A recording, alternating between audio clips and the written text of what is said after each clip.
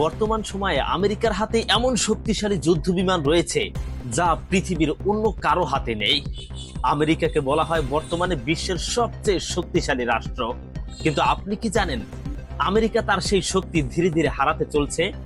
চলুন দর্শক, light of Islam চ্যানেলের বিশ্লেষণে জেনে নেই আমেরিকার শক্তিশালী একটি যুদ্ধ বিমান সম্পর্কে।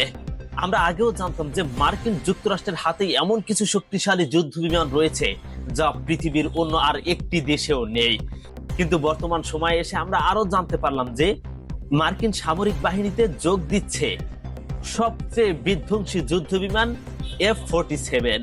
কিন্তু প্রশ্ন হলো, কি আছে এই যুদ্ধ বিমানে, আর কেনই বা এই যুদ্ধ বিমান পৃথিবীর মধ্যে সবচেয়ে শক্তিশালী? চলুন এ সম্পর্কে বিশ্লেষণ করা যাক।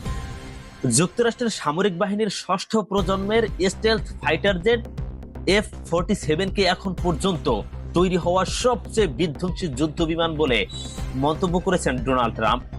সুইজারল্যান্ডে দেওয়া এক ভাষণে আমেরিকার প্রেসিডেন্ট ডোনাল্ড ট্রাম্প দাবি করেছে যে বিশ্বের মধ্যে সবচেয়ে বিধ্বংসী যুদ্ধ বিমান হতে চলছে আমেরিকান বাহিনীতে যোগ দিতে যাওয়া যুদ্ধ বিমান F-47।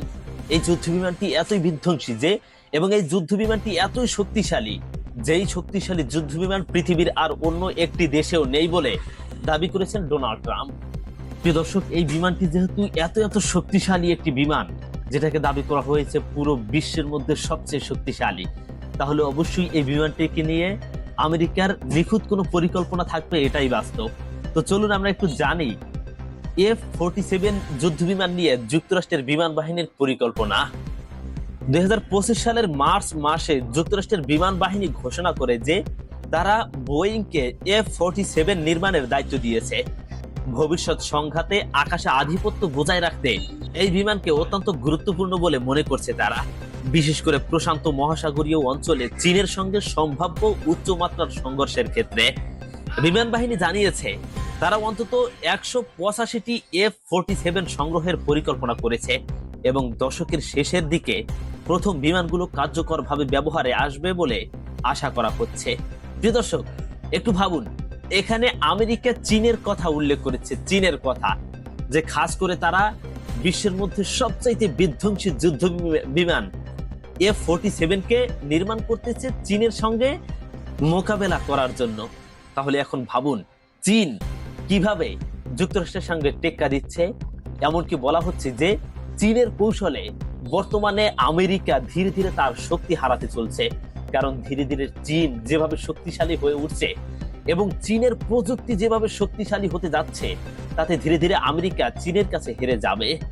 2025 সালের 21শে মার্চ ওভাল অফিস থেকে ট্রাম্প ঘোষণা দেন যে তিনি বিমান বাহিনীকে বিশ্বের প্রথম ষষ্ঠ প্রজন্মের ফাইটার জেট তৈরির নির্দেশ দিয়েছেন। ব্লুমবার্গের এক প্রতিবেদনে এমনটাই বলা হয়। তিনি বিমানের গতি, চালন ক্ষমতা এবং অস্ত্র বহনের ক্ষমতা তুলে ধরে বলেন, এটা এমন কিছু যা আগে কেউ দেখেনি। প্রিয় দর্শক, একবার ভাবুন, ডোনাল্ড ট্রাম্প উল্লেখ করতেছেন যে এই বিমানের চালন ক্ষমতা, এই বিমানের অস্ত্র ধারণ ক্ষমতা এবং এই বিমানের গতি যা বিশ্ব কখনো দেখেনি। আর এই বিমানের নাম প্রসঙ্গে তিনি বলেন, পৃথিবীতে এর কাছাকাছিও আর কিছুই নেই এবং এর নাম হবে F-47। আর ডোনাল্ড ট্রাম্প বলতেছে যে এই যুদ্ধ বিমানটির নামকরণ নাকি আমেরিকান জেনারেলরাই করেছে। যাই হোক, তার কাছে এই নামটি খুব পছন্দ হয়েছে এবং এই বিধ্বংসী যুদ্ধ বিমানটির নাম ডোনাল্ড ট্রাম্প F-47ই রেখে দিয়েছে এবং এই নামটিকে তার কাছে অনেক পছন্দও হয়েছে নাকি। প্রিয় দর্শক, আপনারা মনে রাখবেন, যুদ্ধের ময়দানে যদি কেউ সবচেয়ে এগিয়ে থাকতে চায় তাহলে তার কাছে থাকতে হবে প্রযুক্তিগত দিক থেকে এগিয়ে শক্তিশালী যুদ্ধ বিমান। আর যুদ্ধ বিমানের দিক থেকে সবচেয়ে এগিয়ে রয়েছে আমেরিকা যুক্তরাষ্ট্র। তাদের হাতে এমন সব বিধ্বংসী যুদ্ধ বিমান রয়েছে যা আসলেই পৃথিবীর অন্য কোনো দেশের হাতে নেই। তবে বর্তমান সময়ে এসে চীন এবং রাশিয়া আমেরিকার সাথে টেক্কা দিচ্ছে।